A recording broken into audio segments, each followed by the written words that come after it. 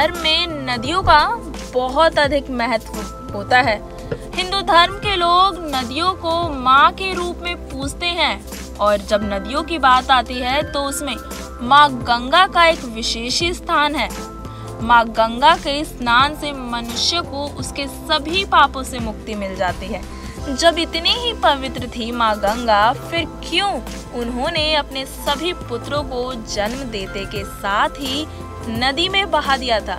इस बात की सच्चाई से आज हम आपको रूबरू करवाने जा रहे हैं। नमस्कार, मैं हूँ आरती और आप देख रहे हैं नेक्स्ट 9 न्यूज। और आज हम आपके लिए लेकर आए हैं माँ गंगा से जुड़ी बहुत ही अद्भुत जानकारी। शास्त्रों में इस बात का उल्लेख हमें मिलता है कि माँ गंगा ने अपने ही 7 पुत्रों को नदी में बहा दिया था। लेकिन उन्होंने ऐसा क्यों किया, इस बात की जानकारी आज हम आपको दे रहे हैं। बता दें, पुराणों में हमें गंगा से जुड़ी कई कथाएं सुनने को मिलती है। महाभारत काल के सबसे अहम पात्र, जी हाँ, यहाँ पर हम बात कर रहे हैं पितामह भीष्म भी माँ गंगा के ही पुत्र थे।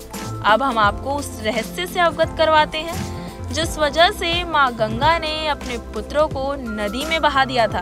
पर उससे पहले हम आपको बताते हैं गंगा से जुड़ी एक रोचक कहानी। प्राचीन समय में इक्ष्वाकु वंश में एक राजा हुआ करते थे, महाभीष।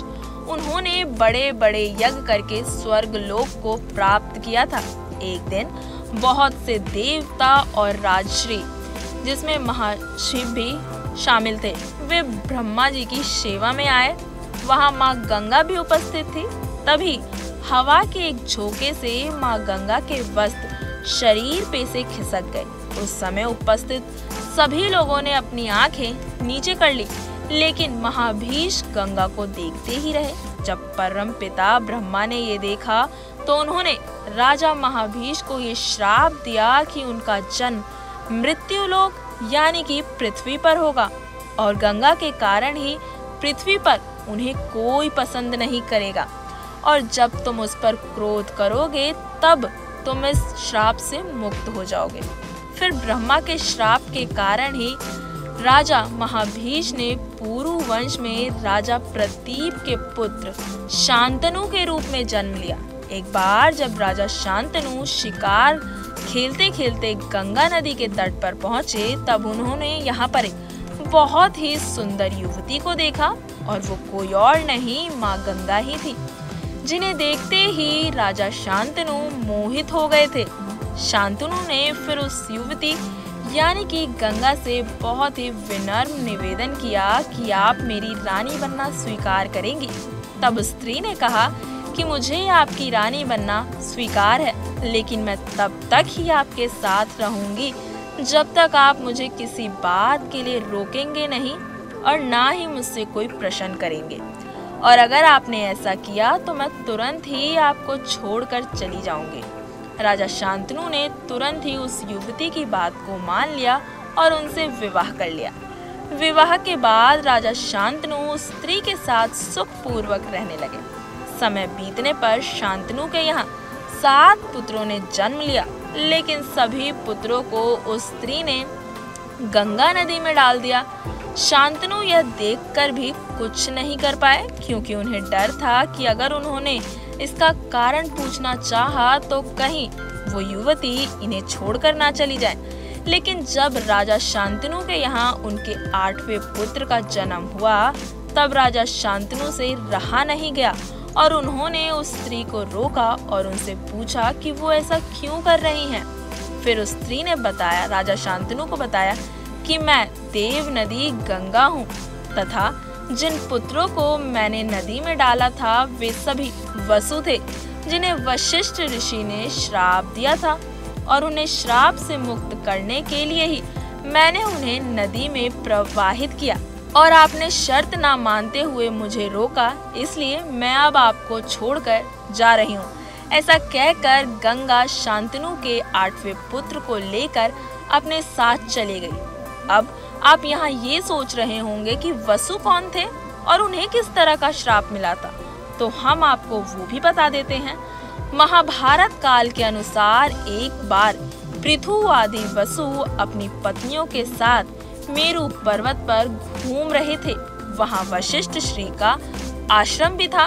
वहाँ नंदिनी नाम की एक गाय भी थी।